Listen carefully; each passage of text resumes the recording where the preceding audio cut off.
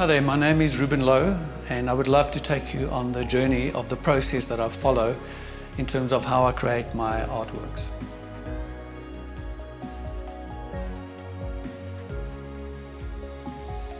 So the process that I normally follow is by just doing a very rough sketch on a piece of paper with an ink pen, and it's very free. It doesn't have to be perfect. I actually want it to be slightly distorted figures when I do faces, because that way it leaves more room for interpretation later on. Once it's done, this is more or less what it looks like.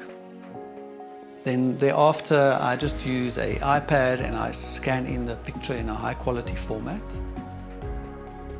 Then what I do is I scan it into one of my drawing applications and I just refine it slightly. I add a bit of color, a bit more thicker lines and textures. And then once I sort of get the emotion of the picture that I want to portray, it goes through a secondary process by means of an application where I choose more of a stylist approach. Do I want it to be very abstract, more modern, etc.?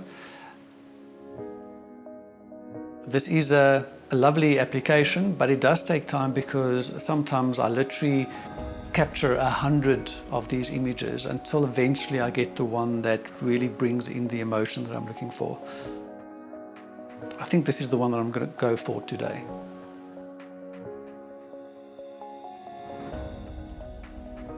So the first collection of artwork that I have is called Scarlet Robe, which commemorates the first 50 years of my life. It has 50 poems in it, and the poems, most of them have images or prints of the art pieces. So this one that I have on the cover of the book is called Same Fate. The joy of love, a true gift from above. How broken a heart when life falls apart. The uncomfortable loss when a dear one had to cross. The sleepless night when for justice you have to fight. The inherent truth no one can deny when doing right passes by. Your friends and those you hate, we all share the same fate.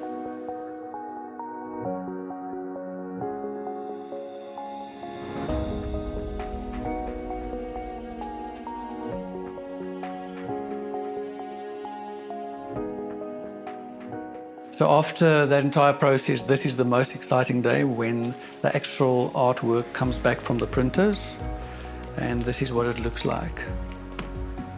And then what you will notice is that I choose a very specific paper for the pieces, and you will note that they all have like a very specific grain, and it varies between every single art piece. And then before I sell it, I take a picture of it so that there's always proof of the fingerprint of the specific art.